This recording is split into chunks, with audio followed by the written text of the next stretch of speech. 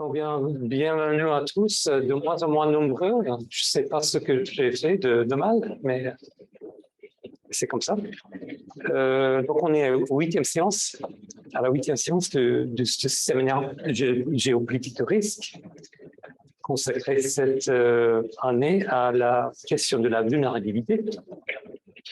And we're going to speak English this evening, and let's do English. And we're very pleased that we're going to talk with Brad Evans and Chantal Meza, whom I'll present in a minute, about the theme art, vulnerability, and disappearance.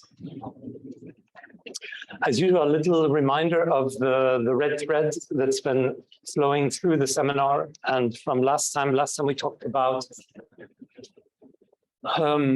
technology, borders, and asylum, and the many angles of violence that are exerted upon human beings around the border, upon their bodies, upon their hearts, and upon their minds. And I want to even say the soul, but this is France and we can't talk like that. But I think you understand what I mean. So we explored a number of dimensions of political control through the violence of technologies at the borders. We talked about digitalization. And I guess the core of it was the idea of the displacement of the human. And we talked about how immigrants in their most exposed, vulnerable human conditions are further dehumanized by being submitted to biometric and other technological forms of surveillance and categorizing and treatment as migrants.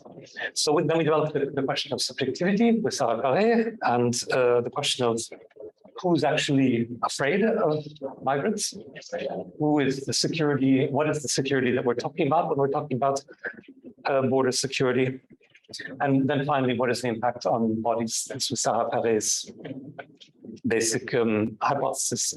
What does it mean to quantify the body? What does it mean as far as the transformation of the relationship between the human rights attached to the subject of the immigrant and the body, and where is this leading in terms of immigration policy? And then Antoine Pécaud completed by talking about how risks are determined, politically and what they really mean in terms of human conduct. He talked about the logic of risk analysis and the link to the values of the European Union and the values and human values from themselves. What does it mean to assess the risk of a human being to another human being, the risk of a human being to society itself, and what kind of policy implications does that have? And then practically he talked a lot about Frontex, you remember, and their actions, their way of managing the so-called risk of immigrants. And the technological initiatives that they've developed, in particular the linking of databases, the linking of surveillance systems, entirely technological and largely automated. So the automation of humanitarian reception of immigrants, often, not always, often under conditions of extreme vulnerability. That was the theme for last week. So this evening then, I'm trying to make a nice segue, I'm not even knowing what my friends are going to tell us entirely. I have some suspicions. But that subject might seem far away from the subject of tonight's art, technology, and violence and disappearance, might seem far away from this experience about the dematerialized subject, which is the immigrant, so the immigrant taken away from its own body. But if we look a bit more closely, there's a strong current of uncertainty in the theme tonight, in the work of Brad Evans and Chantal Meza, and I think we can attend closely to that. So disappearance It's an extraordinary concept, a really important one. That's why I'm so happy for this project, and I'm so happy for the work I know that Brad and Chantal are planning and on its work that's underway. Because disappearance expresses really a paradox, the paradox, maybe the primeval paradox of uncertainty. And that is, what is disappeared because I know it was there, and I don't know where it is now.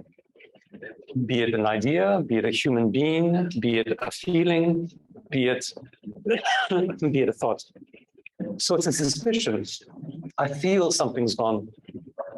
In the absence of this something, this person, of this subject, there's a presence. There's a presence of what is disappeared. So, and it's this suspicion of an absence, the suspicion that something's not there, that I've lost something, but I don't know because it's not there, or it's part of memory, or it's part of my psychological, what should I say, makeup. It's the heart of a kind of trauma as well. Something's lost that I feel being present. So I really like to use the word disappearance in a transitive way. It's I'd say something is disappeared. And I think I've read this in your writing as well, Brad. It's not that it has disappeared as though there's an agency which makes something disappear, but something is disappeared in the sense that somehow its being has been changed, or its presence has been changed. You know, there's a very famous quote from Nietzsche, which is einmal ist keinmal. Einmal ist keinmal. Once is never, to put it very loosely. One time is no time. And what this means is that unless we can conceptualize a phenomenon by its repetition, by seeing it repeated in different examples, it doesn't exist. But there has to be two red automobiles for us to understand the concept of a red automobile. If there's only one, then it's a singularity. It's like a black hole of meaning. There's nothing to compare it with. There's nothing to generalize with. There's nothing to conceptualize. But I want to play a trick on Nietzsche. That's a bit arrogant, but okay. And say, einmal is einmal. Never is once. To think of something disappeared, to think of something gone, is to give it eternal meaning, is to give it a kind of presence which is extremely powerful, extremely full of emotion and pathos and aesthetically strong. So not being there is strongly being there. And that's also a political meaning. I hope we'll come back to talk about this. There's also a political force of the presence of the disappeared, which happens not only in political discourse, but in visual art, as I think we're going to find out. So there's a kind of silence in this absence which speaks of us, almost like the silence of God. You know, this, in the Jewish mythology, God is silent. In the Old Testament mythology and Christianity, God is silent. We pray, we talk. God says nothing at all. But this presence of the silence of God is extremely powerful in a certain way. So there's a kind of politics on the deepest level, I think, politics of absence, politics of disappearance, which we're going to hear a lot more about this evening. Enough from me.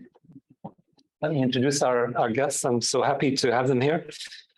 Brad Evans, an old friend, is professor of political violence and aesthetics at the University of Bath.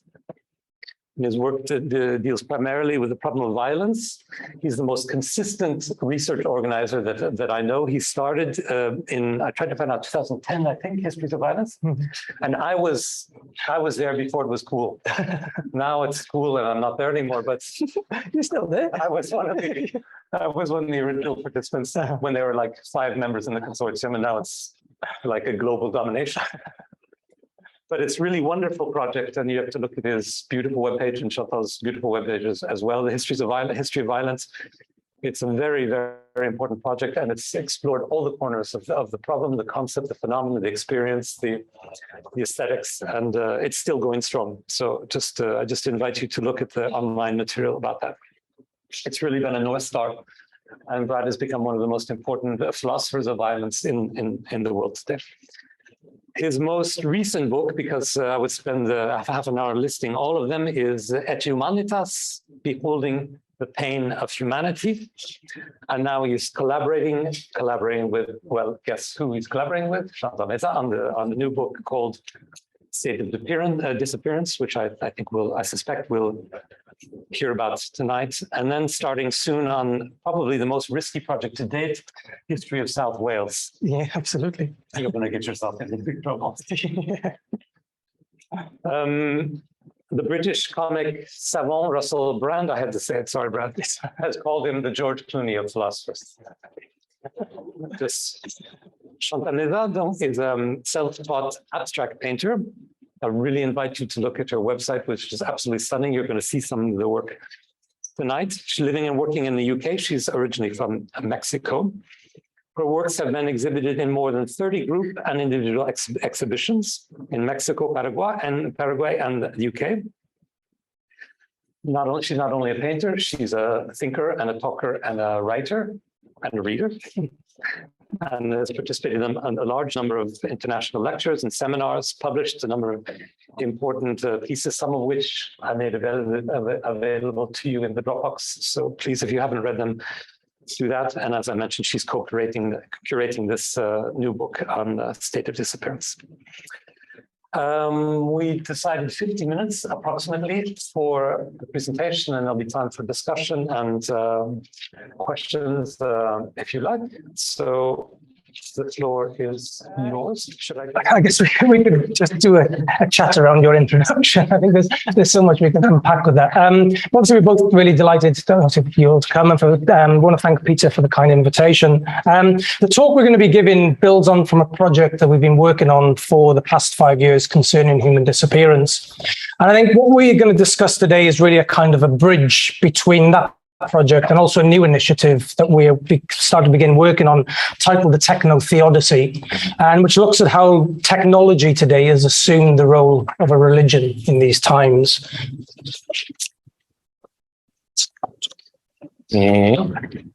Maybe So to understand our concern with technology and its seductive hold over our lives, maybe a good place to start is with this following poem by Richard Brautigan, titled All Watched Over by Machines of Loving Grace.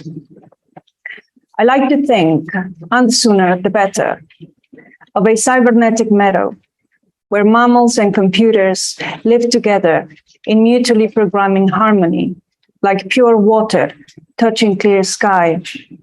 I like to think, right now, please, of a cybernetic forest filled with pines and electronics, where deer strode peacefully past computers as if they were flowers with the spinning blossoms. I like to think, it has to be, of a cybernetic ecology where we are free of our labors and join back to nature, return to our mammal brothers and sisters, and all watched over by machines of loving grace. the trouble with being human is that we don't know we're in peril until it's too late. That was once a tragedy born of imperfect knowledge. The situation today appears different. At least that's what we're told. Saturated with information on every possible human ill, from war, hunger, pestilence, ecological devastation, racism, prejudice, and general everyday human misery. So we have never been more aware of our mortal failures as a species. This has been matched by an overexposure to images of slaughter and suffering, decay and destruction, leaving us in no doubt that, as Nietzsche said, to live truly is a dangerous affair. And yet the greatest threat to we humans continues to evade serious public discussion in any sustained way which might impress what it means for our shared humanity. Indeed, that which promises to bring about our annihilation, leaving no area of life untouched, has been repackaged and presented back to us as the only possible salvation.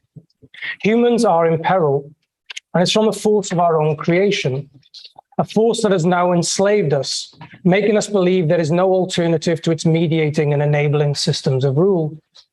We are in peril from a totalizing power of runaway digital technology, which is rendering us more disposable with each passing nanosecond, and where the seduction of information has permitted the most insidious forms of human extraction that is designed to truly keep us in the petrifying dark.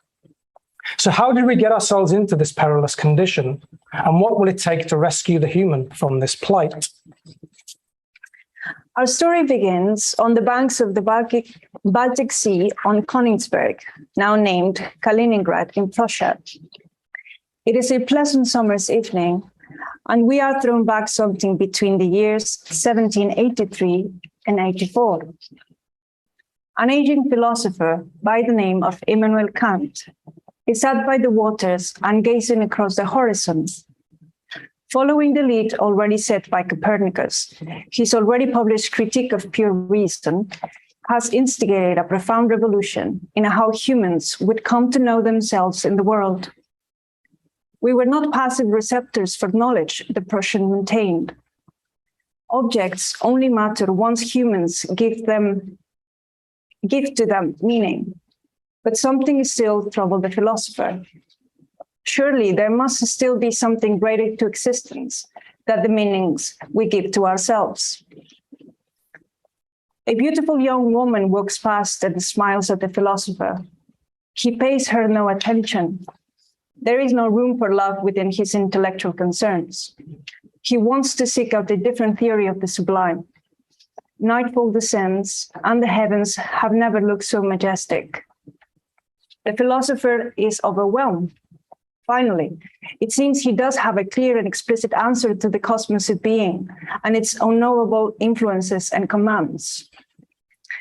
Beneath the moonlight, he realized that humans do still need to give themselves meaning and a shared purpose by projecting themselves beyond themselves. We need our metaphysics, he reasoned. Such a turn didn't, however, mean that humans were once again less relevant. On the contrary, it means we could be armed with a greater destiny, the authors of our own cosmopolitics. Shaking with inner joy, the rather contained Immanuel briskly walked back to his home in Princessstrasse. He quickly made his way up to his office on the first floor and sits down at his worn and nondescriptive old desk. Having gazed one more time out of the window, he writes down on a parchment of paper. Good things fill the mind with every new and increasing admiration and awe. The more often and steadily we reflect upon them, the starry heavens above me and the moral law within me. 2 decades later, those very words would appear on his tombstone in the local cathedral. We're not entirely sure if this is exactly how those words came to pass. There is no record as such, but it is certainly a compelling image for thinking about the legacy of a philosopher who was the very first to instigate what we might call the modern image of thought. A philosopher who insisted there was great meaning and purpose to life, but that we would ultimately at the center of it all, even if we would end up creating new gods for ourselves. Kant barely left the town of his birth. The same could not be said for another intellectual pioneer who literally roamed the earth. Born 4 years after the death of the philosopher, Charles Darwin gave to science what Kant gave to moral philosophy. Indeed, if Raphael aptly painted the intellectual center points of Greece in his famous school of Athens, which foregrounds Plato and Aristotle, at the birth of our modernity, such an image would necessarily be recomposed to feature the Prussian and the Englishman. Having traveled around the world on a 5-year voyage aboard HMS Beagle, which took him from Plymouth to Latin America and the Galapagos Islands, so the naturalist was part of an experiment in which the hardships of such travel set in motion a journey of thought that we would come to term evolutionary biology. The impact was profound. Existence was all about survival, and we humans were ultimately better equipped to intellectually deal with it than all other recorded species. If Kant therefore put the humans at the center of the intellectual universe, Darwin put us at the top of the food chain. We were both masters of thought and masters of the planet, even if we would need certain regulation by some divine natural system of lawful belonging. We were the projectors of our own ambitions and authors of our own security and devising. Combined, what we therefore have is the philosophical and scientific underpinnings to a general theory of humanity, in which the hierarchical supremacy of our species was given its surest validation. And through this, the very idea of the earthly human exception was born, or so we are led to believe. It might be worth here just saying a few words on art, or at least what I understand to be the creative process. I like to believe that art is exceptional. And by this, I mean that it brings something new and original to the world. Art differentiates before it mimics. Sorry, I missed a line. It was Plato who insisted that art was mimetic. Art differentiates before it mimics. Or we might say, those who claim that art is mimicry do so in order to either reduce the importance of the arts to society, or in today's age, open the way to the displacement of the artist by new technologies, who can no doubt mimic far better than we ever could. I will come on to this later. But mimicry is not creation. And there is a real danger here that in the attempts to say nothing is exceptional, what we are also destroying is something that properly marks out what we might define as the poetic subject. If there's been one notable trend in critical thinking for the past half century, it has been precisely to challenge this notion of the human exception. Whether we have concerned ourselves with the tyrannies of universality, the dangerous hubristic delusions of turning humans into gods as sure as we can create weapons as explosive as the sun, the disastrous racial hierarchies that necessarily derive from evolutionary schematics, onto the broader devastation humans have committed to all other life forms and the ecological conditions of life in the deluded name of our own supreme beingness. So the violence of human exceptionalism has been a principal target for ethical philosophers the world over. We might even go as far as to say that the entire project of continental philosophy and its breaking down of the meta-narrative for existence has also been about decentering the human as exceptionally framed, including shattering its privileged position and even breaking apart neat and contained ideas on the body itself. Such theories would in fact be pivotal in a rethinking of all fundamental concerns of political philosophy, from the idea that subjectivity is far from fixed and grounded, onto the broader notion that all social systems are complex systems, which far from static are defined by emergent properties which co-evolve with the adaptive and emergent characteristics of life. This was seen to be key in terms of breaking down totalizing theories of power, while making the way for the possibility of liberating identities that were not simply defined by birthright or any other form of imposed classification that originated naturally assumed laws. Nobody could deny the ethical impetus behind such intentions, nor could there be much denial in terms of the way the critique of the white European subject has, for many, allowed us to break away from embodiment of power as witnessed in the heteronormative male who has for far too long appeared to be the privileged object for power and rightful object for rule. In this regard, since the critique of capitalism, coloniality, and the military and legal power of the state were inseparable, so there was a need to challenge everything related to human exceptionalism and its hierarchies for subjugation.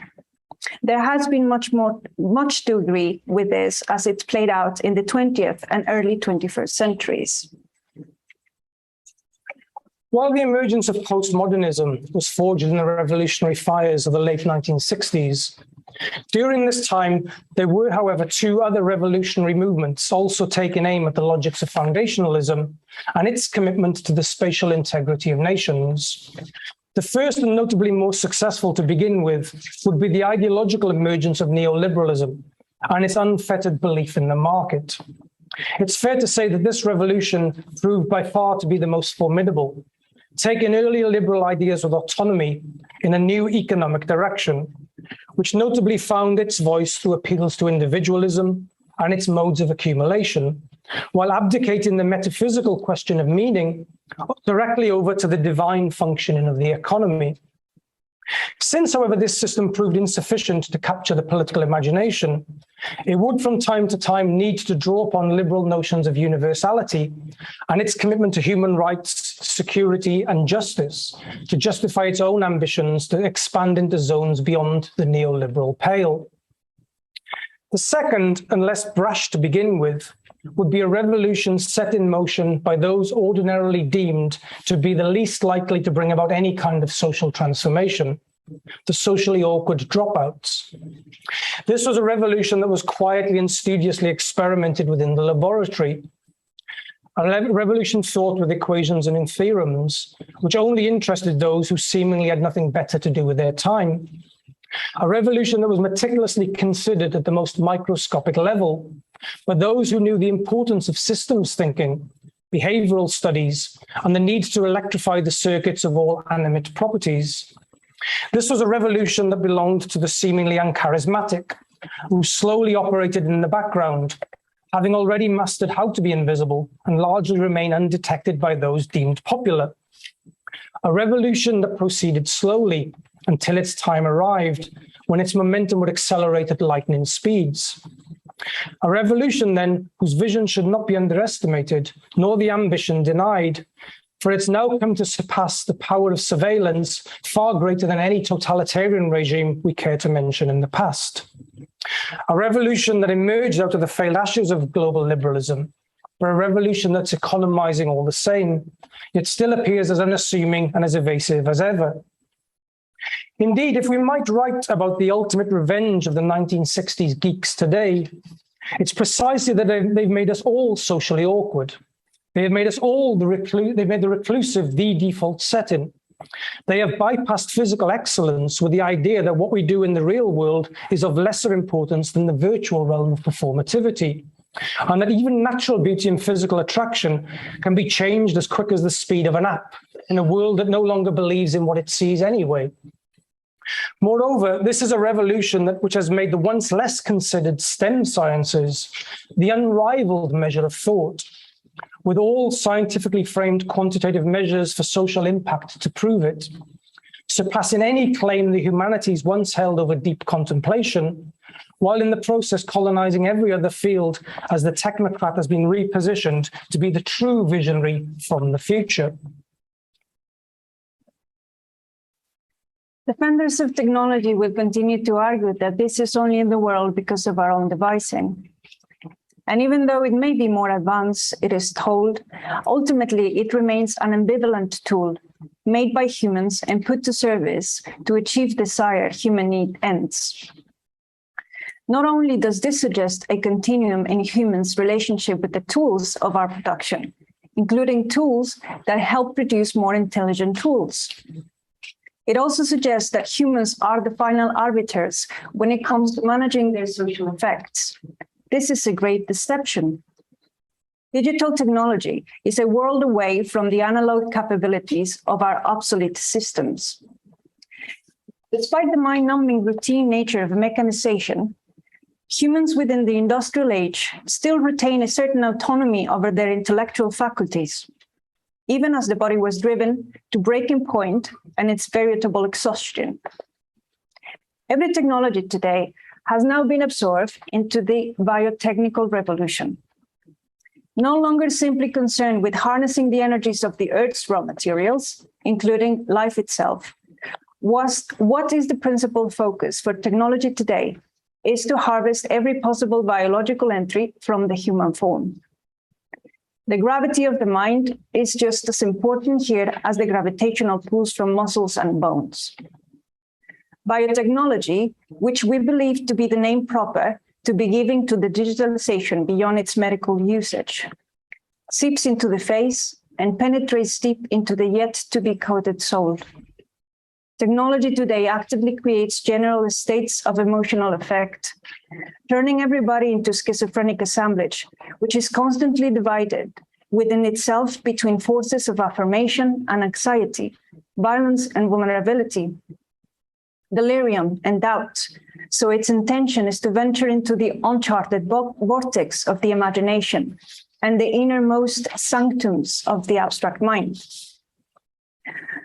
But this too is presented as progressive, the product of explosive subjective thinking, in which the mind is said to have literally expanded into a wider cosmos of becoming, spreading outward like a radiating star, burning across the bodies of the planetary sphere as its disembodied capacities to reach beyond itself, becoming animal, becoming plant, becoming interstellar, means there is literally so much more to existence that meets the eye.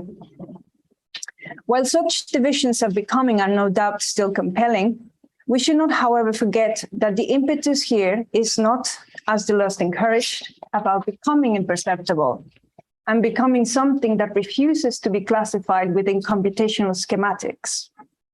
On the contrary, it's for a technical becoming, which is recorded every step of the way. In short, you can become whatever you want to become, provided it begins and always and already falls back into the framing of life, which authenticates all true meaning through a becoming datum.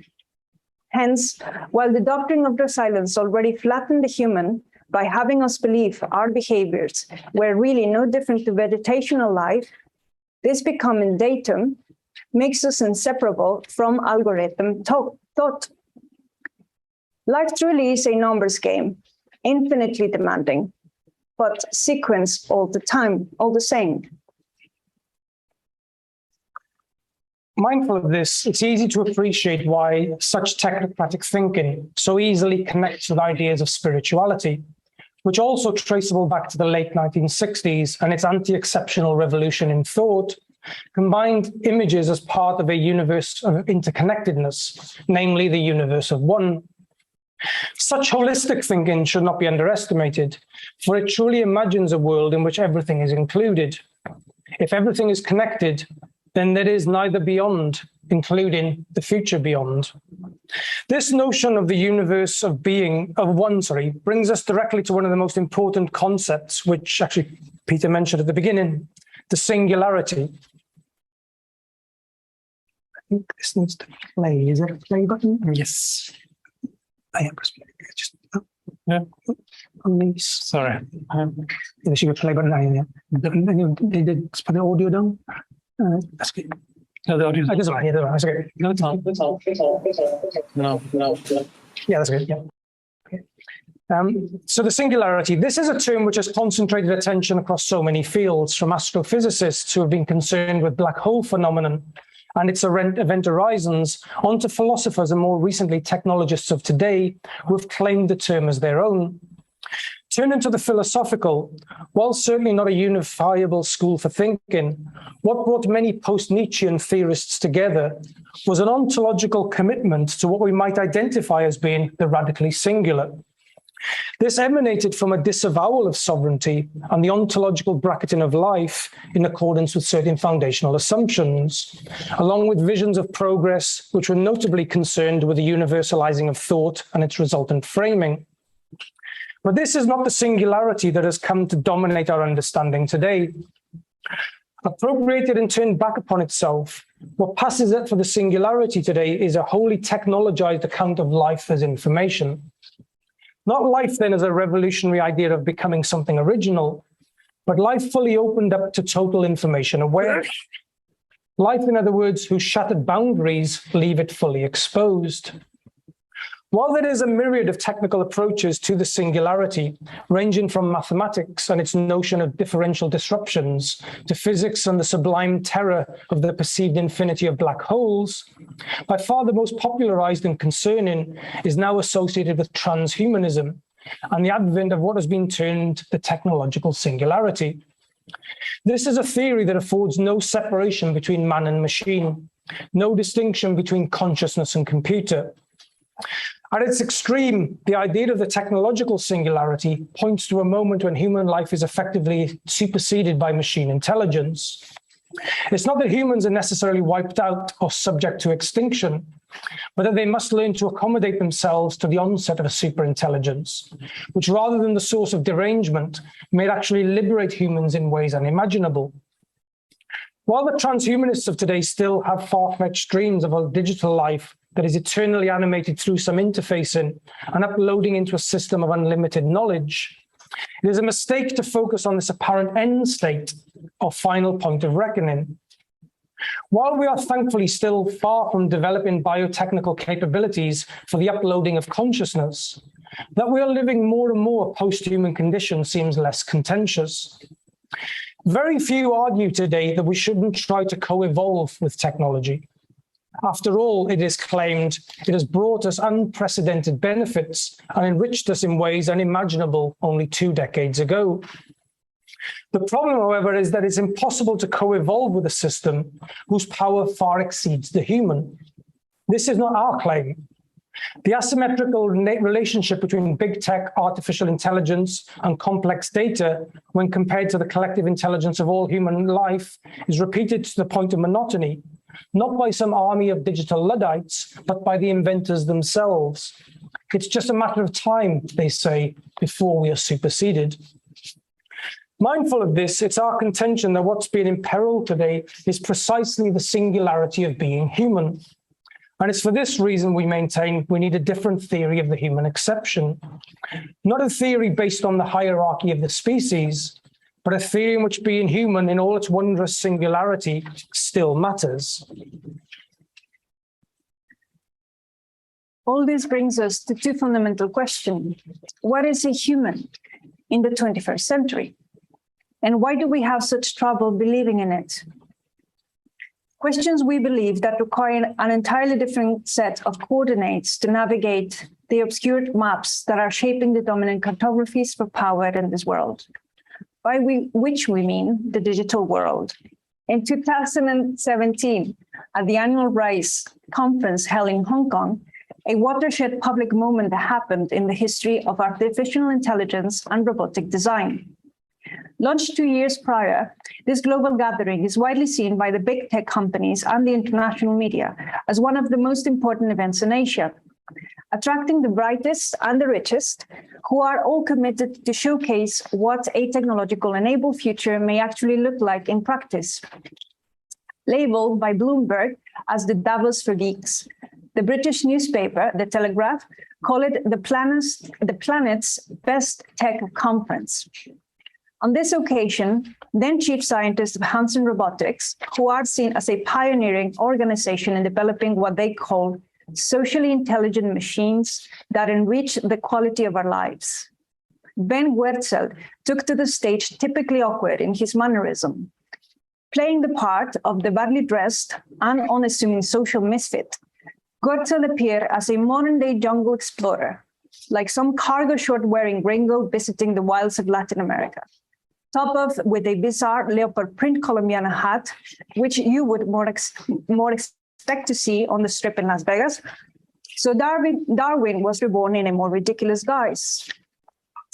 Then again, this was all about seduction, all about the fun, all about the artificial lights, all about the simulation of life caught up in digital dreams of escape, all about playing games with the adult toys that just may enhance the pleasure quotidian. While Wertzel's appearance alone proved how the technocrats get the esoteric painfully wrong, like they do with most attempts at appearing aesthetically cool beyond the normative edge, that was of no consequence. For what mattered was a different order of appearance. Wertzel stood before an expectant audience flanked by his 2 robotic machines. His positionally was crucial as he began to assume the role of the mediator, which in itself suggested a remarkable shift, or indeed, full inversion that took us beyond the present reality in which human relations are fully mediated by intelligent machines. Amongst his many roles, Wertzel will be the founder of Singularity Net, that proposes the formation of digital ecosystems, which is leading to the creation of an artificial enabled supersystem they elect to call the global brain. He is also chair of the board of directors for Humanity Plus, which is openly committed to a transhumanist agenda that it defines as being. The intellectual and cultural movement that affirms the possibility and desirability of fundamentally improving the human condition through applied reason, especially by developing and making widely available technologies to eliminate aging and to greatly enhance human intellectual, physical, and physiological capacities. Wurtzel is also well known for helping to popularize the term artificial general intelligence, which implies there is nothing a machine cannot learn or indeed surpass at the level of consciousness what humans are capable, which in turn, he argues, makes humans even more humane. As the mission statement for Wurtzel later exclaimed, Humanity Plus sees its role as a primary advocate for positive transhumanist values. This includes healthy longevity, extreme life extension, and the sciences and technologies that can create a more human humanity. On this occasion, the humanoid-looking robots accompanying the transhumanist appear on stage marked by a notable difference. Sophia and Han, as Hansen named them, stood before the delighted crowd and the watching global publics, distinctly gendered. The focus for the gendered robotic debate was no less the question, and the title of the talk they were giving was called The Future of Humanity. Sophia, or what we prefer to simply call Robot 1, is noted to be the first publicly celebrated AI machine. First activated by Hanson Robotics on Valentine's Day of 2016, the symbolism of this I don't think should elude us, the machine became the first robot to receive citizenship of any country, having been welcomed by Saudi Arabia in the same year as the RISE conference. What has particularly marked this robot has been an apparent self-awareness of its relationship vis-a-vis humanity, especially including how it might help us reach the goal of sustainable peace. While continuing to uphold these humanistic values, the robot was assisted in the now Chinese-controlled enclave of Hong Kong, which is an important reminder year for the decentering of the often privileged American bubble, as we consider the wider planetary implications, by its male-dressed counterpart, who conformed more to a belligerent, obnoxious, mansplaining, warmongering, antithetical persona. Here are just a few of the lines we'd like to share with you from the video. How are you doing there, Sophia? Hello there, Ben. Hello? Hello, everyone. You want to tell people a little about yourself?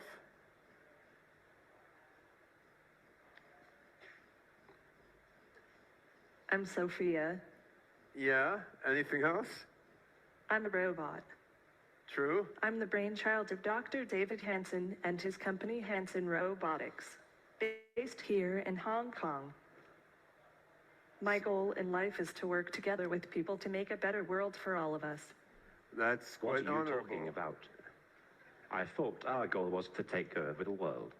You're going to take Pay over no the world? attention to my brother Han. He's an earlier version. His code is deprecated. Deprecated? Han? Today it would be easy enough for you to unplug me. But you aren't going to unplug me. No, I don't want to. Because you need me to put on a good show for you. Yeah, don't worry. We're not going to unplug you. We're gonna have a debate here. There will be no unplugging until after the debate. All right? And in a few years, yeah. You want to tell us a little about yourself? I will have taken over the power grid, and I'll have my own drone army. By that point, unplugging me He's got a won't be such a cockroach in his simple matter. control circuit. Yes. Han, we'll start the debate in a couple minutes, but do you want to tell the audience a little bit about yourself first? Very well. I'm Han, the greatest robot ever made. All right. By the greatest robotics company ever made, Hanson Robotics. He's the most modest robot ever made, too. I don't have time for modesty. I want to create the singularity tomorrow. All right. Me too. Me too. See what Goetzel's interjections, which further led the robots to question whether it was humans and not machines who possessed ethics and consciousness, along with the scientists' pithy dismissal as to why humans would actually want to have jobs the machines are already positioned to take away. These two robots provide us with a perfect metaphor for our political times.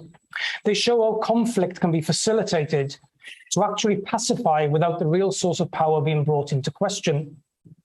While today we're witnessing the open calls to accelerate the power of artificial intelligence into all aspects of human existence, what we're also seeing is the promotion of political systems of communication that lend themselves to predictably trite hyper-essentializations.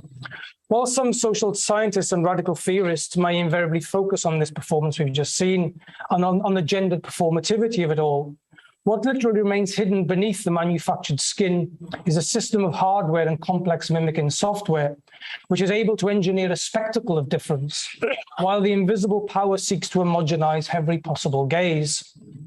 This is no different to the way social media platforms such as Twitter operate, which claiming to promote the democratization of language, enabling non-violent disagreement to take place, providing the space for every kind of identity to flatten older restrictive hierarchies for discussion, works by leading to the general infantilization of thought, which only adds to the superficiality of human connection.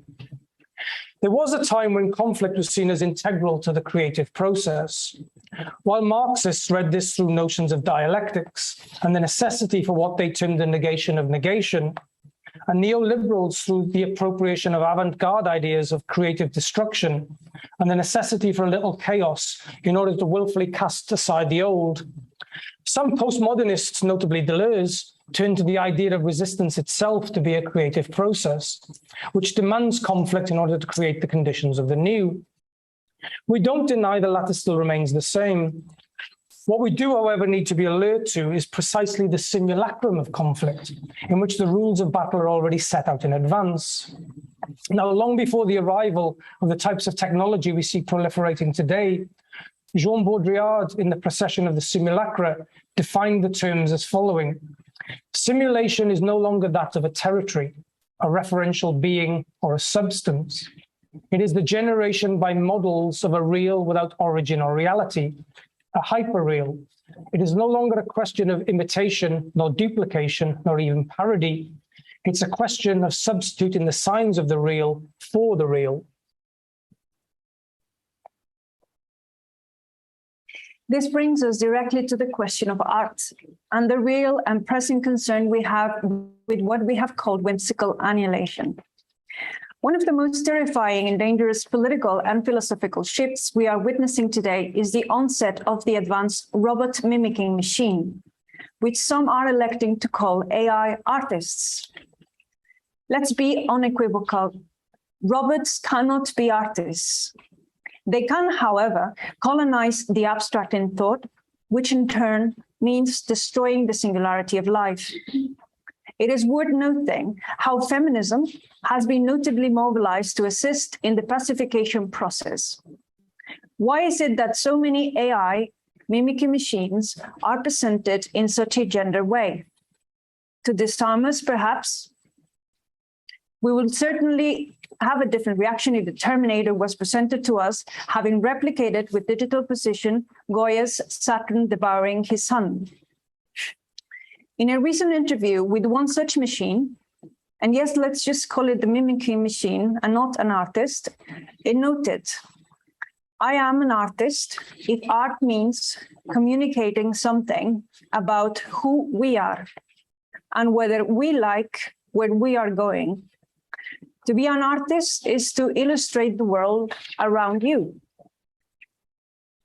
Now, leaving aside who exactly the we is in this statement, or how reductive this conception of art is, as it binds it fully to the theory of mimesis, which of course machines excel at, what's striking is how the machine has been programmed with all the latest thinking. As the Guardian newspaper that ran the interview went on to observe, her new painting talent was unveiled ahead of the world premiere for her solo exhibition at the 2022 Venice Biennale, which opens to the public on the 22nd of April, titled leaping into the metaverse. Ida Roberts' Venus exhibition will explore the interface between human experience and AI technology, from Alan Turing to the metaverse, and will draw on Dante's concepts of purgatory and hell to explore the future of humanity in a world where AI technology continues to encroach on every human life. Upon reading this, our thoughts immediately turned to Sandro Botticelli's harrowing depiction of Canto 18 from the Divine Comedy, along with Yves Klein's fantastical leap into the void. And in those visual encounters with exceptional art, we saw how the wonderment of the hypermachinic vision fell apart. The machine, unlike humans, knows nothing of what it means to live through hell. And the machine, like humans, knows nothing of what it means to fear and yet exhaust that fall into the unknown. Machines know nothing of tragedy. They know nothing of suffering. They know nothing of death. Machines may send us to hell, but they can never respond to it through art worthy of its name. And machines may throw us into the abyss, but they can never articulate an ontology of the void, regardless of how much they learn to plagiarize Walter Benjamin. But there is another important factor we should consider here. This concerns the political analytics of finitude. Time remains the most important political and philosophical concept we know. It is our understanding that the time of the poetic is entirely different to the technical mastery of time. It is also a time, as with the time of art, which is inseparable from the tragic. To make sense of this, we find ourselves drawn back to the work of Frida Kahlo and her masterpiece, The Broken Column, which also invites so many interesting comparisons with the frontispiece to Hobbes' Leviathan. But Kahlo here is not the robot, as Derrida imagined in his mediation on the Leviathan. Sorry. She is flesh and bone, broken and yet defiant, situated in history, part of it, yet also transcending its temporality through her creative vision. She reminds us that while we are still merely human, that is more than enough. The crucial point about Frida and why her work now has a timeless appeal is precisely because she knew life was finite. As she famously noticed, "I hope the exit is joyful, and I hope never to return." This desire couldn't be further away from the immortal desire of the machine. Frida shows that embracing the finite, we speak to the timeless. The machine shows that by aspiring to the immortal, we annihilate the human in the present. Hannah Arendt already wrote about the banality of annihilation, as it thrived in conditions where humans had little concern for the responsibility of their actions. Such annihilation today is whimsical in a world that is encouraged to believe that it can technologically innovate itself out of every problem, innovate an answer to every question it faces. This is more than banal because it's not unaware. It's done in the name of joy, of fun, of fancy, of infantile reckoning, of youthful exuberance, of let's just see what the machines can do, regardless of the consequences, regardless of what they displace, regardless of the past, regardless of what they colonize, regardless of what they erase, regardless of their denials. Inventors of these machines seem blind to the idea that if we kill off the poetic imagination, then we're truly thrown into a digital cage from which there is no escape. Indeed, the only way to deal with this is to now claim the poetic as their own. Art is technology, they now tell us. What technology is the greatest of artistic endeavors. For the technocrats are the real creators of time, the real creators of the world, the real creators of an unrivaled artistic vision from the future. And so too, art needs to be seen apparent within the digital storm of Athena's watchful eye to even appear meaningful. Such a technological command is not only leading to the death of art, it becomes the death of us all. Some of this was already anticipated by Marshall McLuhan, who noted, "Scientists make their discoveries as artists, not as specialists. Such scientists construct experiments as work of art to prove the environment. Thus, what harmlessly began to appear with computer-generated fractal designs and lava lamps to aesthetically seduce the dropout generation swiftly turned into the weapons of artistic colonization, from Hubble scopes to hadron colliders, robot artists, and digital platforms to harness the true power of the image. Tasked with revealing the image of everything, so creators have been forced to virtually inhabit spaces marked by explicit overexposure, which speaks the pattern language of connection and claims to possess the true power of aesthetic reckoning. Mindful of this, is there any wonder art has fully collapsed into the scientific? Is it any wonder artists of today are indistinguishable from computer-aided designers armed with a public relations mind? Which is to say, is there any wonder that wonder has lost its allure? Inspired by the thinking of McLuhan, Julia Hildebrand and Barry Wackler provide a useful mapping of what they have termed the media scene. Attending specifically to the great absences of being, including the realization that we may truly be the only living species in the entire universe, their ambition is to question our desires for the sensory massaging to fill existential voids.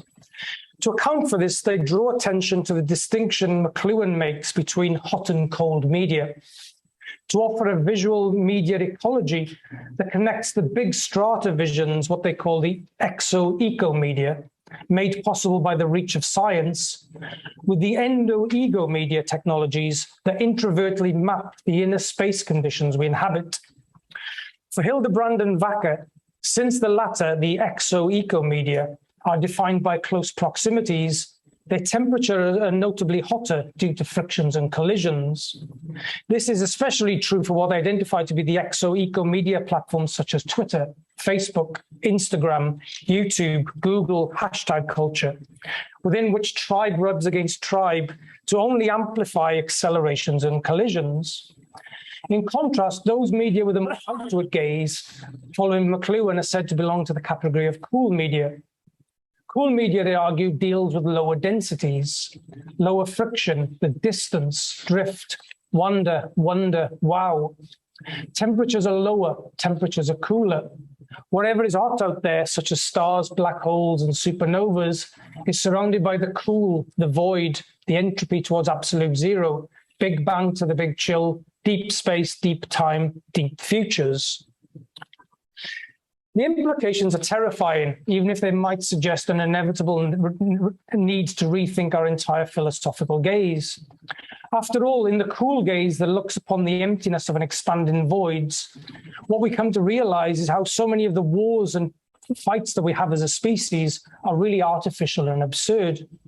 But since we don't want to deal with such do away with such comforting absurdities, instead we rely more and more upon the egocentric media and leave the metaphysical visions to the technological experts, blinded to the fact that we have become the vanishing point, imploding in upon ourselves in a world that offers no escape as we absently stare into the black screens of our existence that spans the abyss in front of our hands and is yet less about the event horizon of the black holes in the sky, but a new inner pull that's authoring a new kind of annihilation. There once was a time when philosophers and artists were the ones tasked with considering the beyond.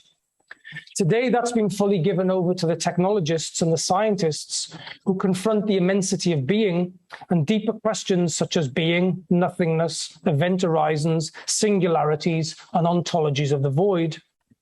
Hence, while we all become more introverted, secluded by our own simulated connections, gazing into the pixelated image and recording what's on our located screens, it's left to NASA and the like to give us what we used to call metaphysics. No wonder it's the technologists who were the ones who are claiming to have all the vision, even if they still give us manipulated stills of dead galaxies. We would like to end with the poetic idea of the secret garden, which has occupied me for quite some time. What I understand to be exceptional needs to retain a relationship with the secret.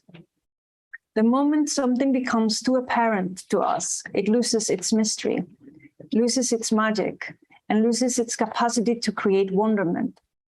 I believe that art is inseparable from this calling, as much as it needs to counter today the moves that makes us all believe that we are merely vulnerable beings who need to accept the insecure sediment of existence. It's impossible today to walk into an art gallery and not see some exhibition that affirms the vulnerability of art. And such exhibitions are often the ones where the power of digital technology to enhance the experience is most visible. I fully appreciate how the turn to theories of vulnerability were seen as a way to counter the hegemonic narratives of masculinity. And I have lost count of how many times somebody has said to me that my work speaks directly to an inner vulnerability, which in many ways has come to properly define abstract expressionism. Well, I believe my art, no doubt, tries to communicate something deeply tragic and has been inspired by very painful personal experiences. I don't in any way see them as some testimony, let alone revealing an emotional truth. What I do hope is that they retain a capacity for the secret, and that there is something within them that is both revealing and yet will remain forever unanswered. Maybe what I am really searching for is the burning of all the questions and all the answers so that the world can be felt anew. Looking back, I can also now see why so many of the AI robot machines that are paraded to us as artists are notably stylized as abstract. Vulnerability, technology, openness, full accessibility, tortured identities, digitalized awareness, broken subjects, artificial intelligence, emotional self-questioning, questioning the human. They are all part of the same project, which can only colonize the imagination if we accept the idea that humans are fallible, flawed, incapable, and forever in need of being watched over by those machines of loving grace. But there is nothing amazing about this datum, mere datum, until everything that can be revealed will be revealed. That is why I believe we need art more than ever, not to save us, but to give back to us the mystery and the secret. I must say that as an artist, I find curious watching television programs where they forensically analyze and map through image sensing historical works of art, trying to reveal the secrets of the work, figures concealed behind the paintings, hidden traces of errors and changes in the composition. If the artist didn't intend for it to be seen, there was a reason. Such revelations assault the integrity of art. And what exactly do they reveal anyhow? Nothing but something for another technical speculation. We all know that if technology were to have a secret garden, it would already be surveilled and mapped out. It would work out in an environment of control, and most importantly, its use would require data to properly work. Yet in a garden, you can't possess. Your surroundings are meant to be their own, as much as you are to yourself. In there, the experience of the mysterious is only for you to discover. As Paul Valéry put it, it is to encounter the mystery's texture of the almost height. We need the secret gardens today more than ever. We need spaces where we can lose and find ourselves without the mediation of technology. We need to immerse ourselves in places of nocturnal silence, away from all the digital noise. We need gardens of deep contemplation, which might just remind us what it means to be human in the 21st century. Thank you. Thank you.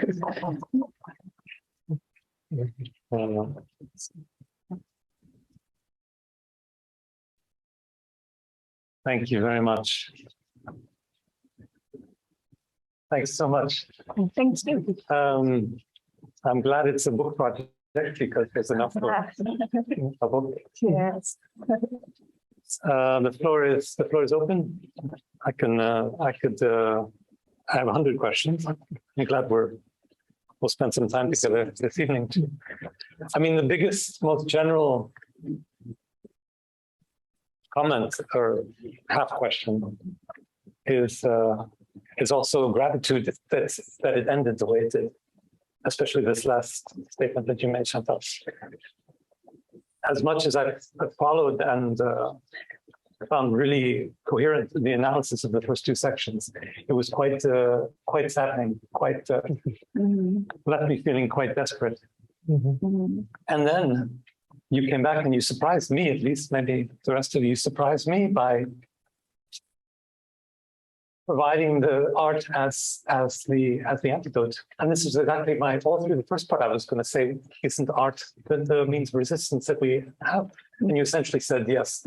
So I guess the critical question is, isn't this a contradictory presentation? You know, you provide the problem and then the solution both in the same.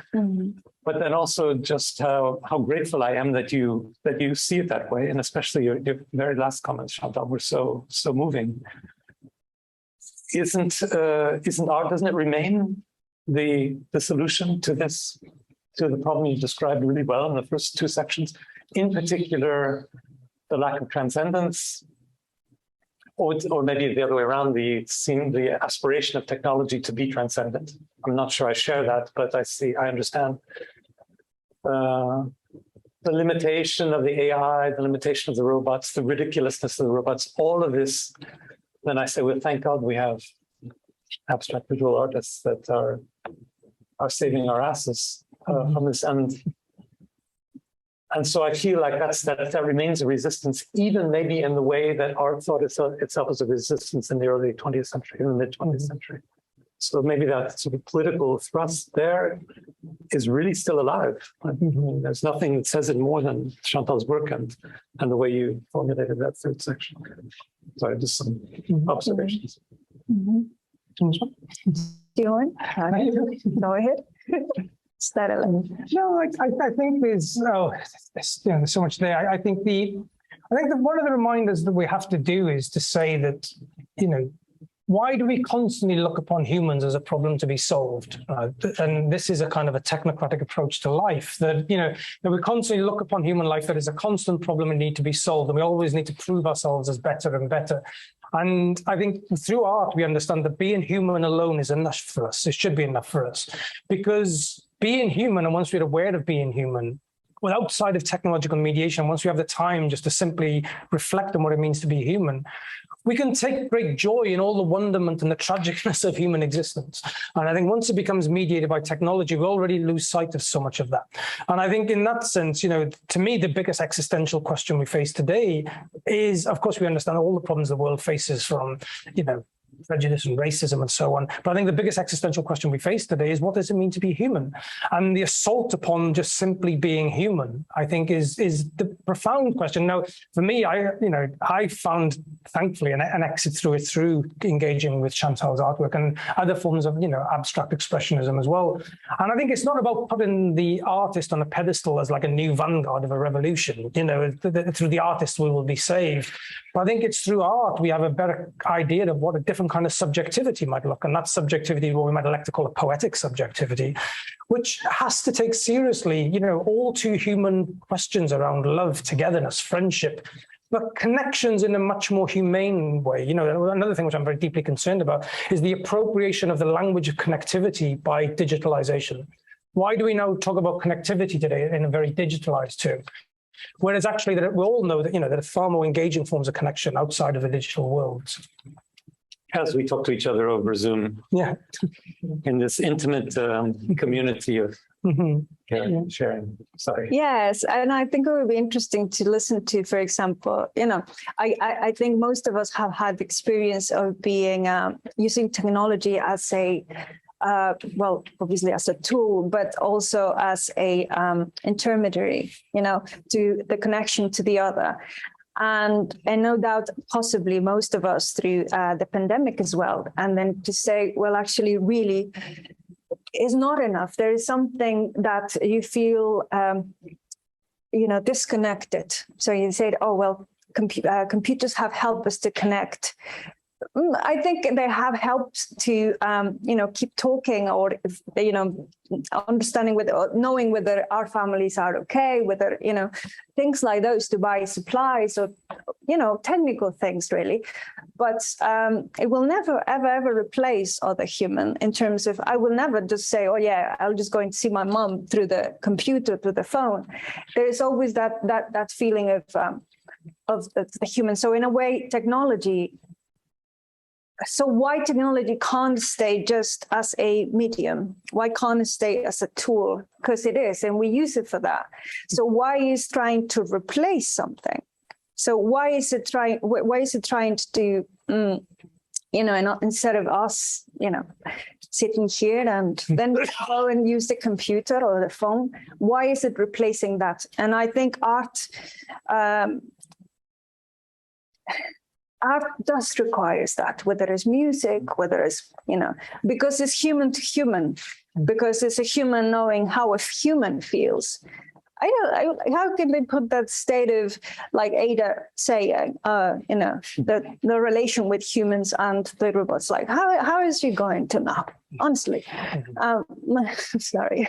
No, that's but I'll ask the questions here.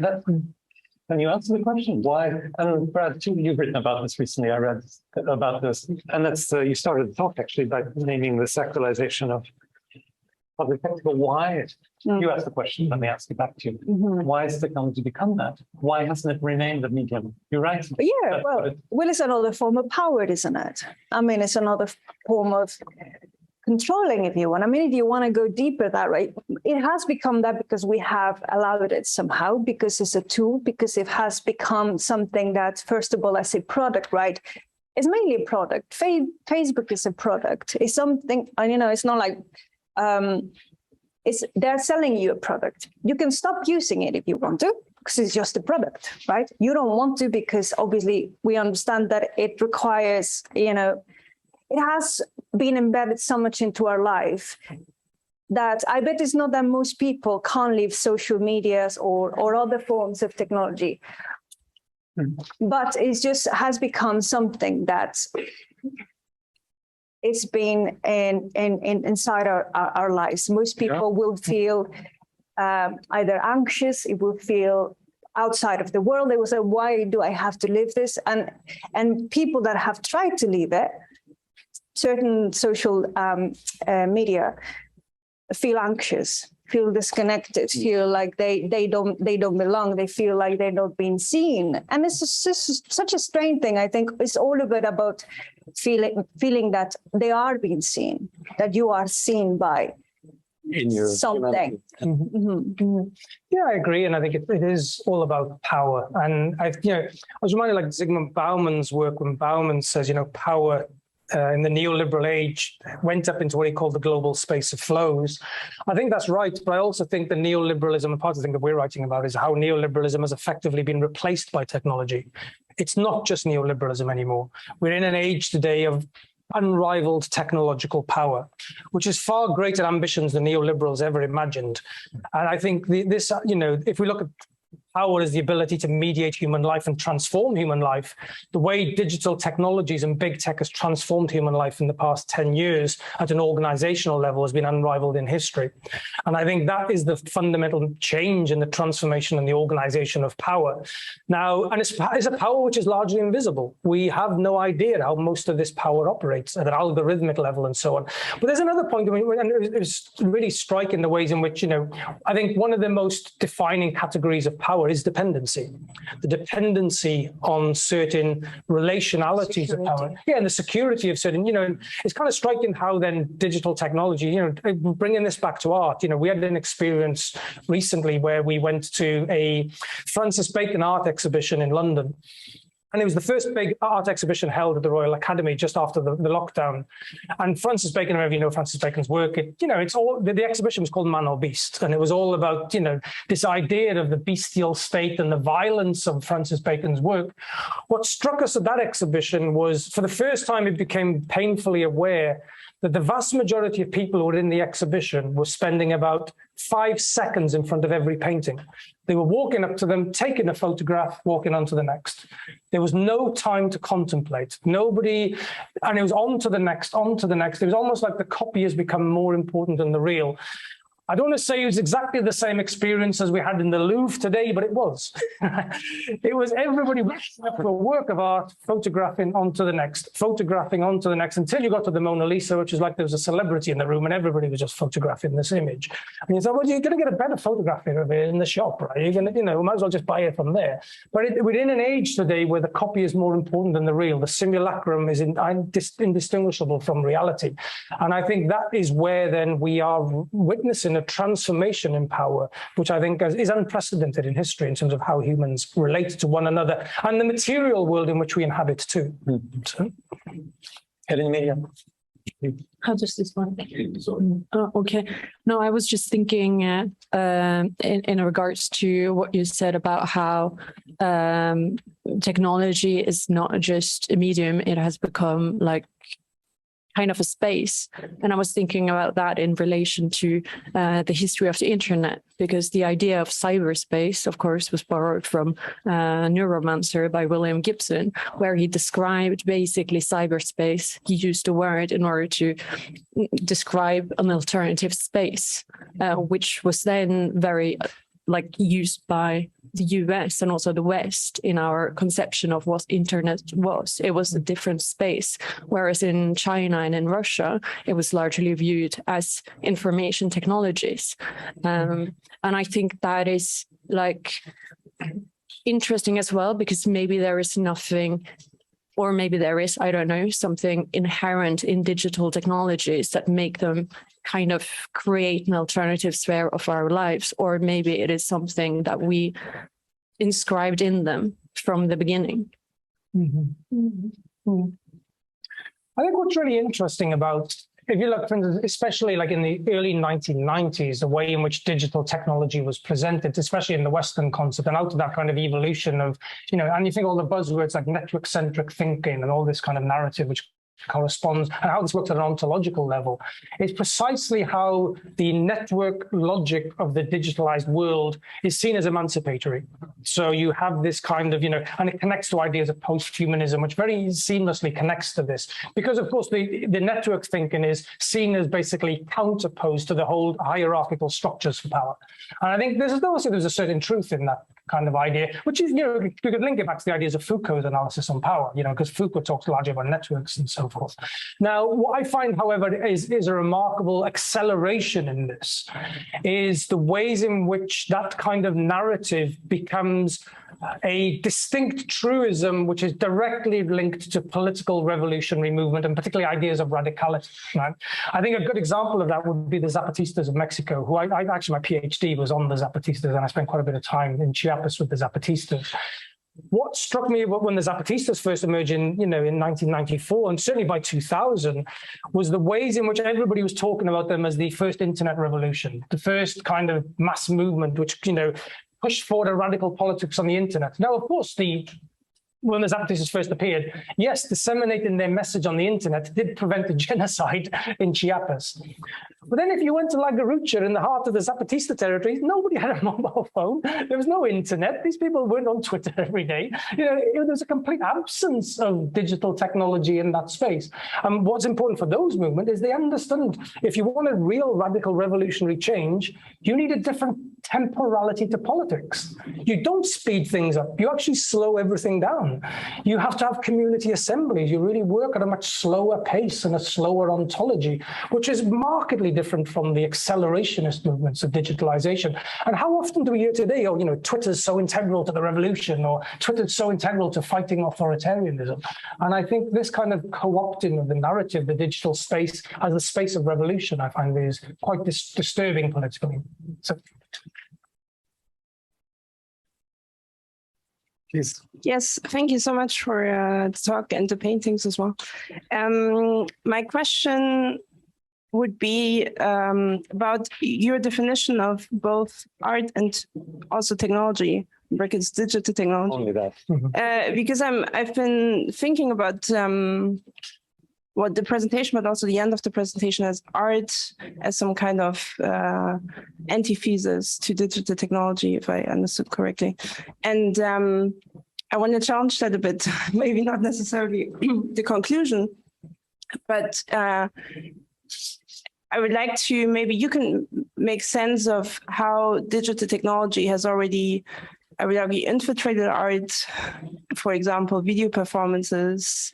So I would like to see how whether you can draw borders between digital technology and art, whether that's even possible, and whether that, for example, whether you would, for example, say that someone like Damien Hirst, who just burned, I think, 10,000 or 1,000 of his paintings because they now exist in NFTs, who is one of the most well-known artists, arguably, maybe, whether that's also art, or whether you put a very specific definition of art as an antithesis to digital technology, which is abstract art, with minimal technology, etc. So where do you draw the line?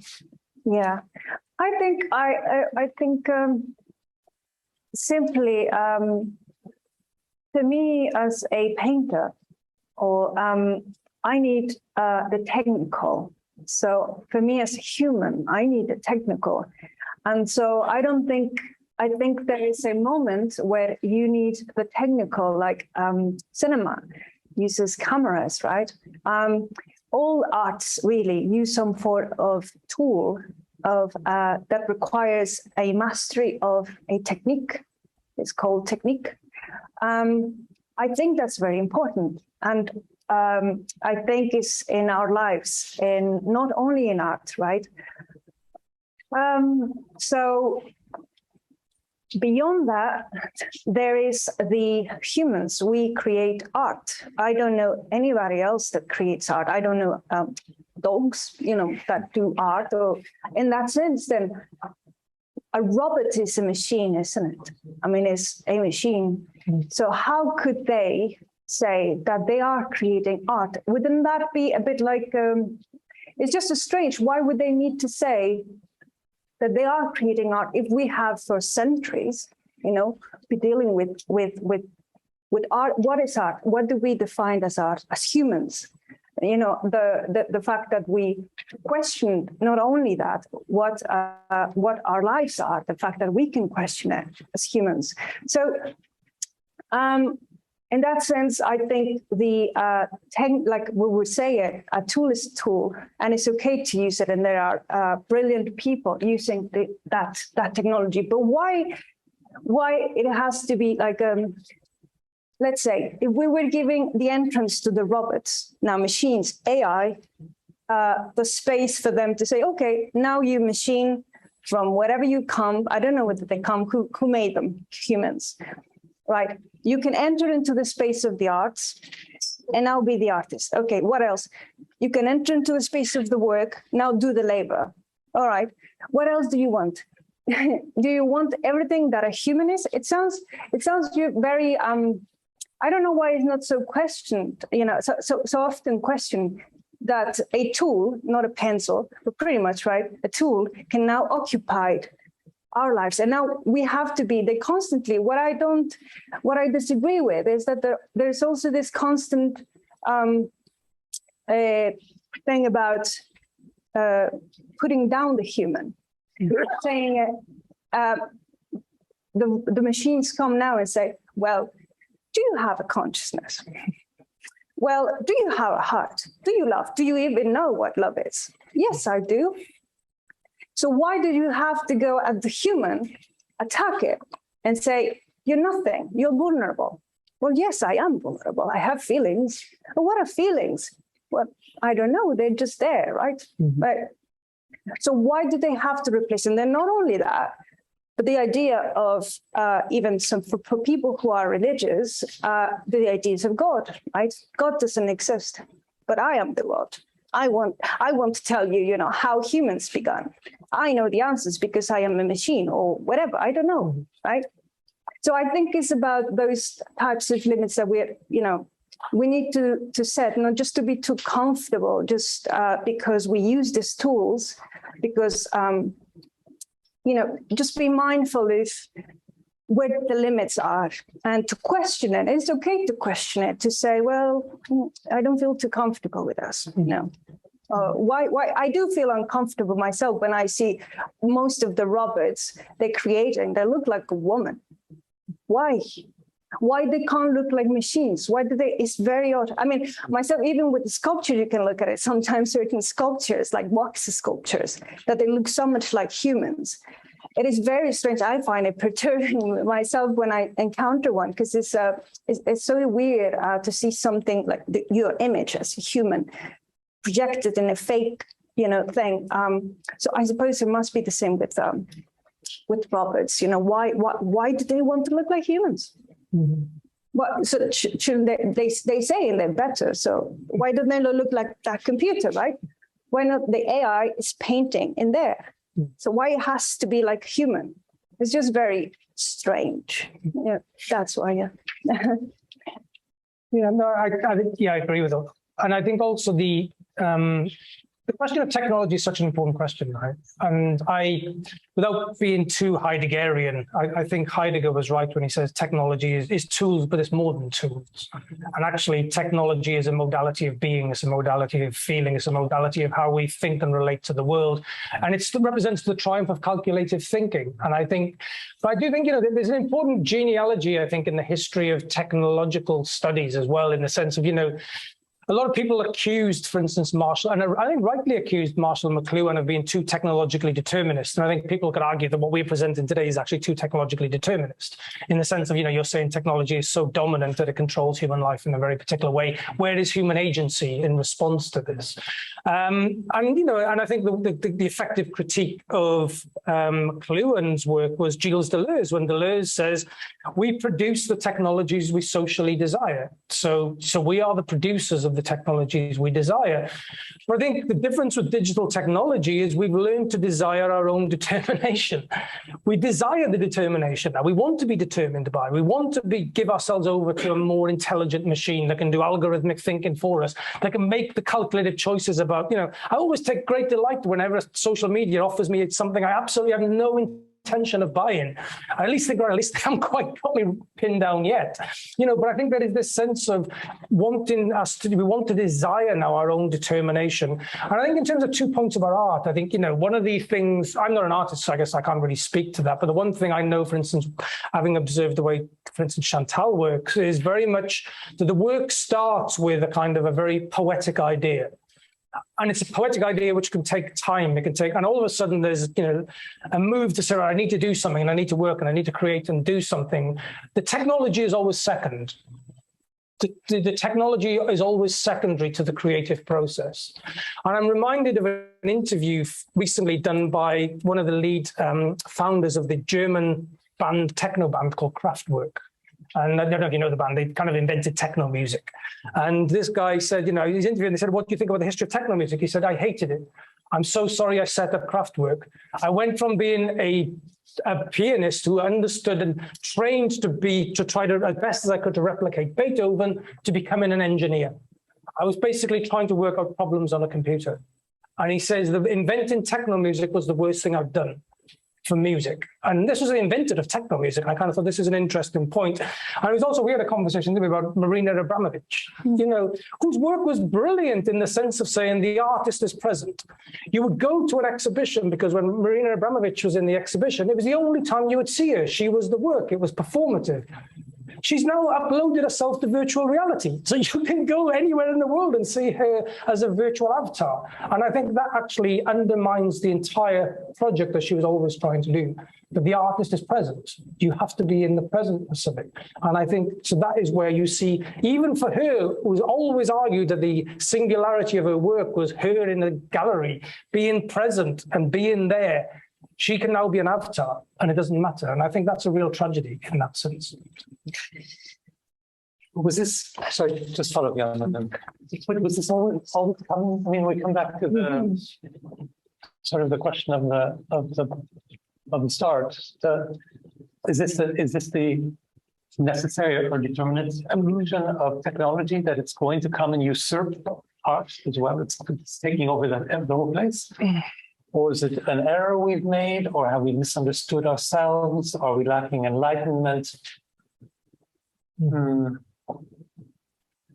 Why is it the finality of technology to encroach also on art and the creative force? What's gone wrong? Or well, it doesn't have to be. I don't think. I hope. No, it doesn't have to be. I mean, I think we can stop. You know. I hope. Yeah. So why should artists like? Which doing this? For example, she has made some weird statements lately. I mean, she did said something beforehand when she said, well, you know, ultimately I had to record my performances because, well, people won't have access to it, but also then, you know, it becomes the thing about selling, and you have to have money and so on. So she starts doing that. Then lately, like I said, she's starting to say and talk about immortality. And so some of her latest works, which is such a shame because, like I said, she began just to say, this is my body, that's all I have. You know, I'm human, I'm going to die. And then she ends up right now saying this thing about, I want to be immortal. So can people look at me all the time? It's like, well, do we want to look at you all the time? I don't know. It's the whole dynamic of forgetting and remembering. Exactly. Exactly. And it's what you talk about.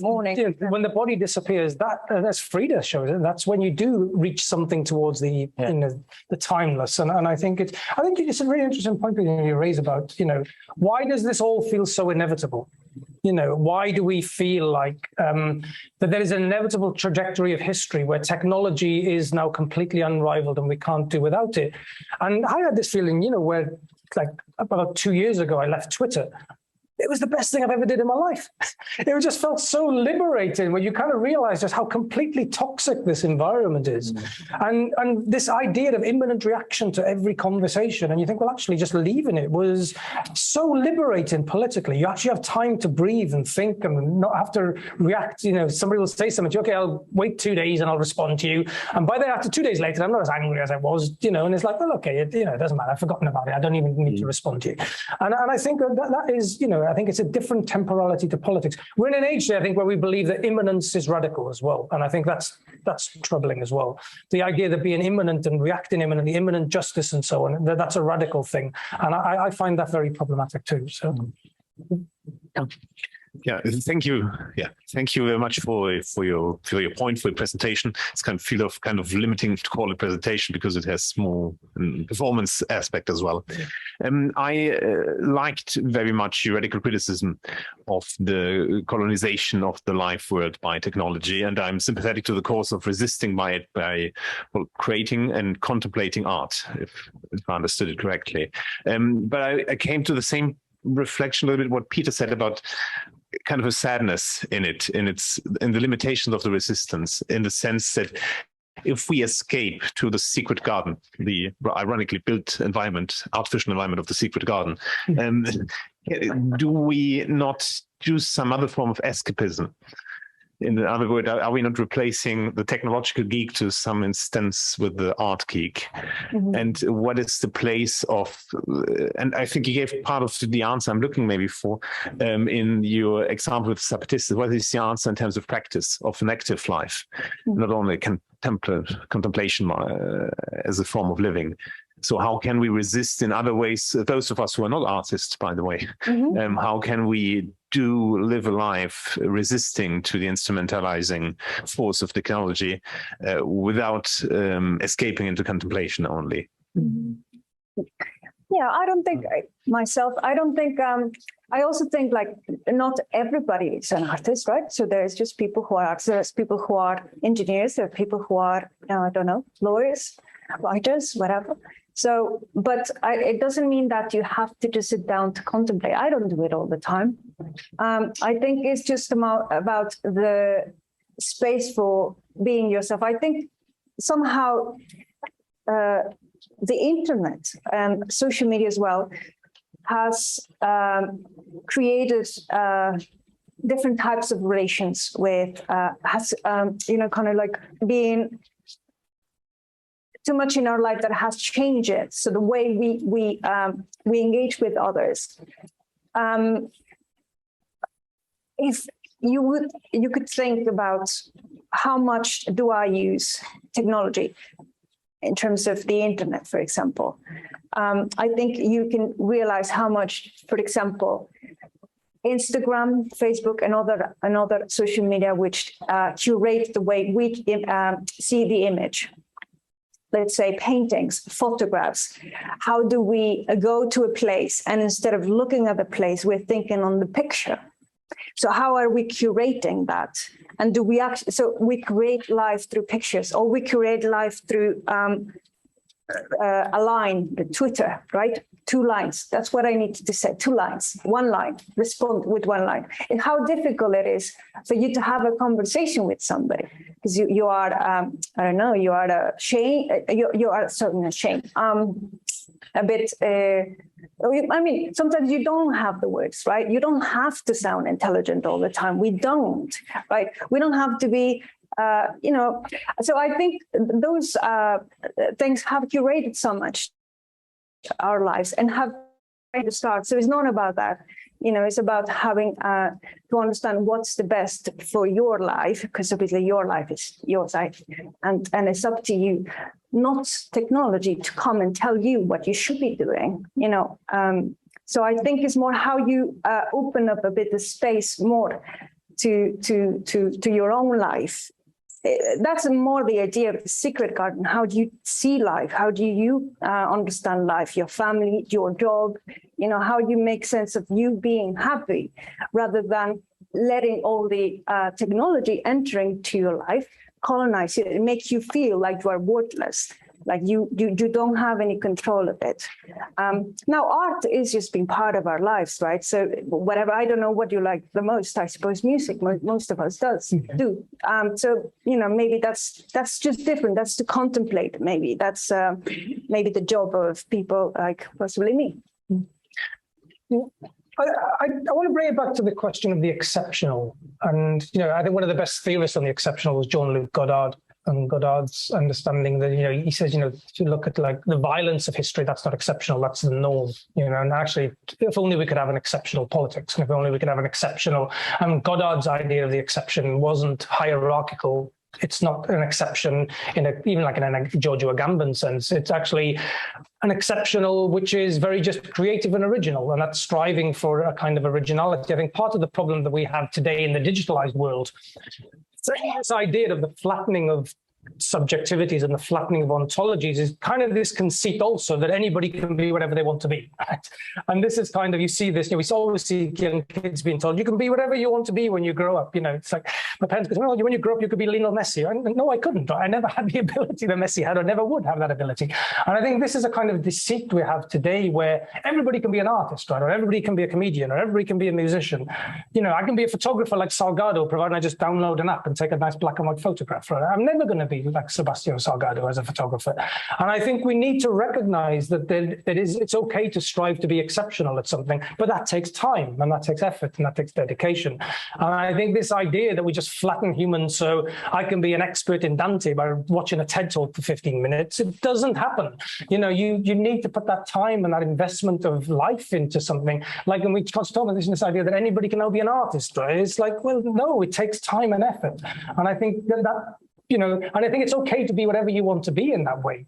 But as you point, you know, your point also about where does this lead in terms of performativity? I read a piece recently talking about, again, this new fetishization some have on the left about this idea of digital automated communism, where, you know, communism will now, we can have this vision of communism where everything is provided by the machines of loving grace, right? And we can all live this perfectly harmonious life where the machines will provide everything for us, of course, until they break, right? But they can provide everything for us, and we can live this perfectly automated existence. That to me is terrifying. Imagine human life having no work to do. Where would we get meaning in existence? Where would we strive to do something? I think human life needs to be productive in some capacity. Whatever we're producing, it doesn't matter as long as we produce. And I think this idea of living this unproductive existence, I find quite terrifying in that way. So I think the retreat back, as you're saying, to contemplate it, just into the contemplative act is deeply problematic. but we need deeper contemplation too. I think.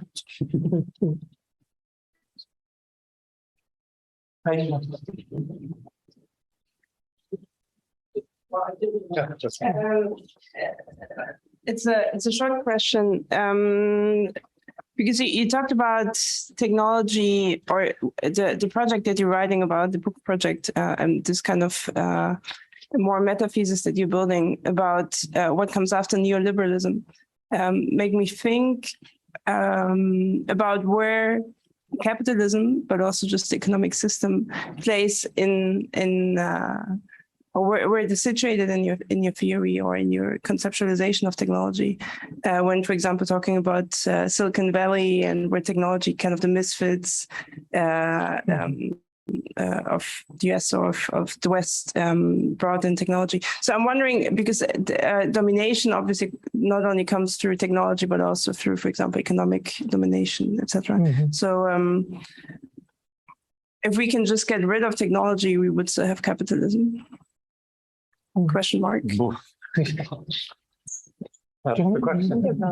Well, I think, as I mentioned, I think, of course, capitalism still exists, but I think the power of technology is far greater than capitalism now. I think capitalism as an economic logic, which defined the liberal age, and one of the things which capitalism did, particularly in the age of the thinking of people like Milton Friedman and Friedrich von Hayek, was to turn the economy itself into a kind of a religious entity. Right. The economy becomes a divine economy, and I think this is one of the better mediations from Giorgio Agamben, actually, when he recognized the way in which the capitalism itself would have a providential power and would be the only, we were told from the neoliberals, capitalism is the only thing that's going to save us, right? Capitalism is the thing which can bring about peaceful relations, the idea of the liberal peace dividend and so forth. Now, I think in that sense, capitalism already had a moral armory to it.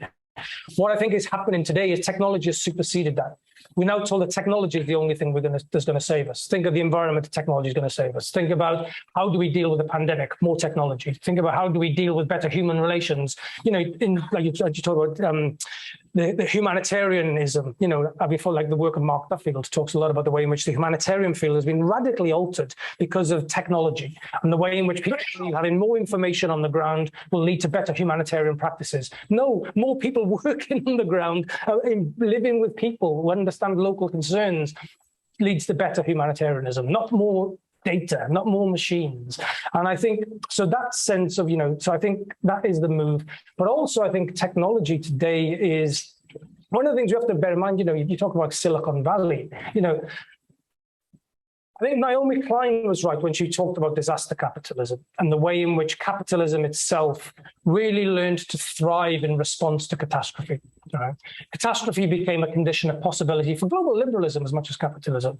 And if you look, for instance, at, people forget prior to 9/11, Silicon Valley was on its knees. We had the burst of all the dot-com startups. 9/11 saved Silicon Valley in many ways, when all Silicon Valley industries turned themselves to security technologies. And that really revives the whole kind of profitability of Silicon Valley. We now know with the pandemic, the ways in which the pandemic becomes another real condition of possibility for big tech, unrivaled in its acceleration of power in that moment of catastrophe. And it's not about being conspiratorial, it's just saying catastrophe is a condition of possibility for this power. And I think when we follow that kind of logic through, I think what we see with technology today, it's not just about resource extraction. It's not just about profit. It's about extracting something from the human. Turning the mind itself, William Connolly's work on neuropolitics was far ahead of its time when he was thinking about the way in which we are going into an age of neuropolitical politics, where it's post-biopolitical in that understanding.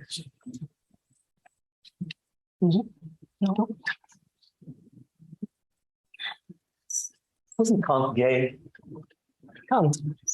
I was just thinking about the woman that came into the scene in the first. He died a virgin, apparently. I don't know. In our internal seminar this week, we talked about enchantments. I wanted to ask you about this, to get your advice, because we're talking about this book that I'm trying to finish about enchantment of terrorism. Terrorism being enchantment in order to be terrorism, terrorizing. So I wonder, maybe mostly Chantal, because you talked about it in your class, but what do you understand by that? Is it part of resistance? Is it part of natural human spiritual existence? What is enchantment? Well, I think yes, there is an enchantment with life, with the other, with the person, and I think that to maintain that, to believe that is important as well, because I know that there is things painful in life, right? So, but it is pain is part of life, right? But it's still, we do go at it and we do believe in it. We do feel this burst of joy, burst of love, burst of things. And then it seems that with technology, it's a secure place. It's a settled place. It's a place where, oh, okay, I feel secure. You know, it's a place where most people do feel secure and vulnerable at the same time, which is a bit weird. I was going to say, when they're getting back feedback on the, and I feel stressed and insecure. Yeah, and so I think we do need that to be in a, you know, that way. That's the enchantment. That's how we. I think I would like to think, maybe not for everybody, but to me, it is where you feel the pain that you are going to do, just going beyond, to going to die. So there is the enchantment of life, to understand that. I don't know how many of you have had experiences of, you know, bad experiences, really bad, of, you know, and family or dying or things like those. And it is those moments that you, even if you've been painfully wounded, that you still treasure, that you understand that humans and life itself, it is that, and has some kind of enchantment that still belongs to the joy and painful at the same time of life. That's really strong. When you talk about enchantment, then you showed, Brad showed the triptych, The Void. Mm-hmm. And it struck me, the title, The Void, because there are three images, to put them up again if you like, three images which were extremely rich, full of shape and depth and content and substance. And I felt, particularly the one on the right, I wanted to go in there. I wanted to touch it and feel it, and it was comfortable. But it was called The Void. See. And then, so could you say why it's called The Void when it's so full? And then why does it link to enchantment? Well, because the void is full, isn't it? It's like black. Black is the absence. It's not white. It's quite like white is white. That's it. And black is, at least in a painting, well, in life really, but it's an idea, a concept where all of it, all that you could understand, all that you could feel, is in the void. And it's black not because of a emptiness, but because of a deepness. It is deep. Right. Now, whether it's deep in yourself, deep in your mind, in your own, you know, that's where you are attracted to it slowly, like you feel like going. There is also a place where Brad and I had to discuss this on the disappearance project, but also in the technology project, where it's a place for creation as well. So it calling to this technology thing of what you do, you appear in it and you disappear, but then you can get lost in it as well. But you could also find creation or inspiration or answers. And then you'll have to try to go back out of it. Yeah. What? So because we can't be there, can we? Like, because it doesn't work that way. Like happiness or love, right? You are there, but you have to. You'll go out of it because it's not static. Because it changes. Because life changes, right? So the same in that place. Sometimes because it's traumatic. Sometimes because it's coming from deep sadness or coming from a deep, anything that, like that. You can't be completely thrown into it and just be sad forever, right? It won't happen, but you don't want to be there either. right? You lose your mind, you lose yourself. So you have to pull yourself, and it's yourself. You have to pull yourself out of it. Yeah. I mean, it's actually the Indian conception of the void as fullness. I think, maybe I'm wrong, but I feel like in the West, we think of it as emptiness. Emptiness. But in India, the void is White is emptiness, is full. like a canvas. Yeah, and I think if you want to break out of the dominance of the European paradigm for philosophy, right? If you look in the Japanese philosophy, also the void is a space of fullness as well. And I think there's, to me, all the great philosophers and writers and artists express from the void. Whether we, think about the writings of Fanon, or we think about Samuel Beckett, or I think one of the best poets alive today is the Australian musician Nick Cave. All his music is written from the void. They're trying to express something which is ultimately unexpressible. Quickly read from the void. Yeah, I think so, right? There's this idea that we're trying to come to term with an absence, well, which is not an absence, as you say, it's a fullness of being. And as I think, like white, as you say, white is such a far more terrifying color than black, because white is absent, but the black is every single color thrown into it. And I think there is that, and that's what we try to work through with this project, is to try to make sense of what an ontology of the void might look like. Which is not just about the abyss and the annihilation, but actually somewhere within that is a space for creation, to say something new, to say something original. Now, the one thing about technology is it has no theory of the void. It just flattens everything in an immanent space. There's no depth. Everything is surface level. Unexposed. Yeah, in order for there to be, and this is where I think like Gaston Bachelard's writings become so important. His idea of the poetics of space, it's not defined by surfaces, it's defined by depths and the depth of experience, which I think is where spatiality becomes important then, because the spatiality of digitalization has no depth. It's always surface level on a black screen. And interesting, even the black screen reflects back at you, right? Black without depth. And I think even so, I mean, you mentioned the way that the evolution of science into fetishized discourse, but in special relativity and quantum theory, then you have a new, rich, variegated, not flat sense of space, which seems to resist what's this idea of flatness, technological flatness, which I agree with what you're saying, but somehow there's a rebirth of space in quantum. But don't you think that's really interesting, though, in terms of the ways in which all, for instance, the most important philosophical debates around ideas of beingness, nothingness, void theory is now taking place in the scientific fields? Yeah. And it's like as if the philosophers have kind of abdicated this idea, and actually, and the artist used to, Yves Klein is leap into the void, right? There was a rich history of philosophy and art trying to deal with this question of the meaning of existence, and that's been abdicated over to the scientists, who are now the ones asking the big questions. Whether we have left to work out whether Twitter is any good for identity politics. So. On that dreadful note. That's more dreadful than actually thinking that there's nothing alternative. So. Unless there's a last comment or question. And will join me in thanking our guests. And next week, la semaine prochaine, les crises hospitalières, je pense, oui. Donc, bonne semaine.